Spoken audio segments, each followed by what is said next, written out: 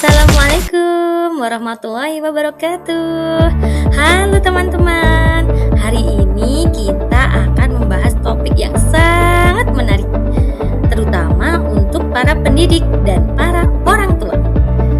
Topik kita kali ini adalah diagnosis kesulitan belajar pada anak. Ayah dan bunda tahu nggak kalau setiap anak itu diciptakan menjadi pribadi yang unik.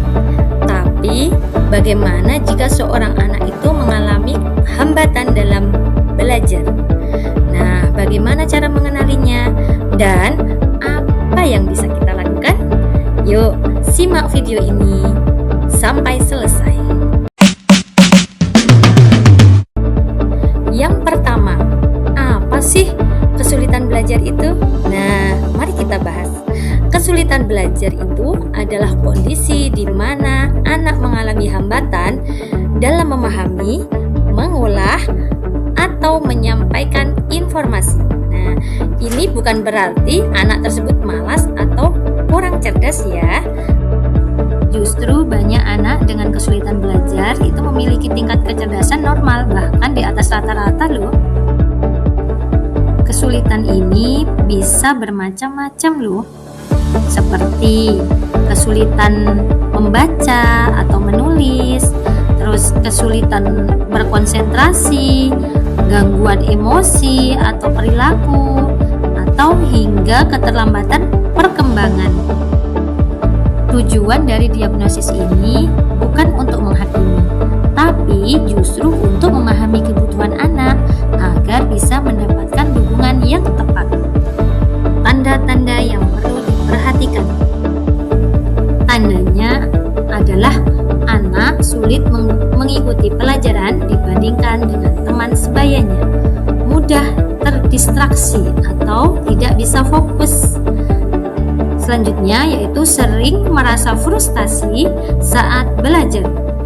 Yang selanjutnya adalah menghindari tugas tertentu seperti membaca ataupun menghitung. Namun penting diingat, 1 atau 2 tanda itu belum berarti anak memiliki masalah serius. Disinilah pentingnya proses diagnosis yang tepat dan menyeluruh.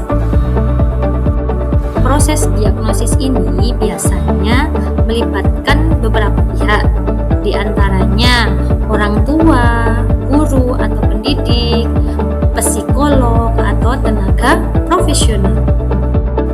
Metode yang digunakan itu bisa berupa observasi perilaku anak, wawancara dengan orang tua dan guru, tes psikologi atau tes perkembangan. Pendekatan ini harus dilakukan secara hati-hati dan tidak terburu-buru, karena setiap anak memiliki latar belakang dan kecepatan perkembangan yang berbeda. Setelah diagnosis dilakukan, langkah selanjutnya adalah memberikan intervensi atau dukungan yang sesuai. Misalnya,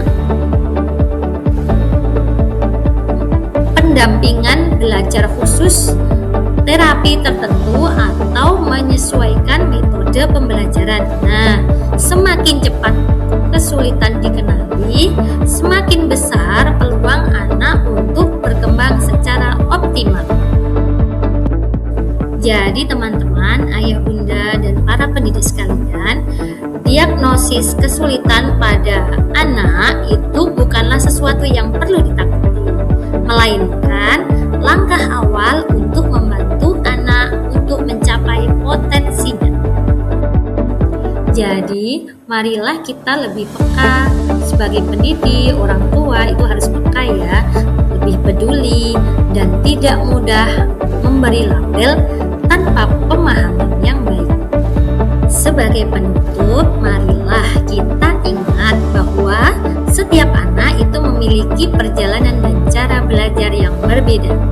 Diagnosis kesulitan bukan untuk memberi label, akan tetapi untuk membuka jalan agar anak mendapatkan dukungan yang tepat. Dengan pemahaman dan kesabaran, kita bisa membantu mereka tumbuh menjadi versi terbaik dirinya. Terima kasih sudah menonton sampai akhir. Jangan lupa dukung channel ini dengan like, share, dan subscribe. Sampai jumpa di video selanjutnya. Terima kasih.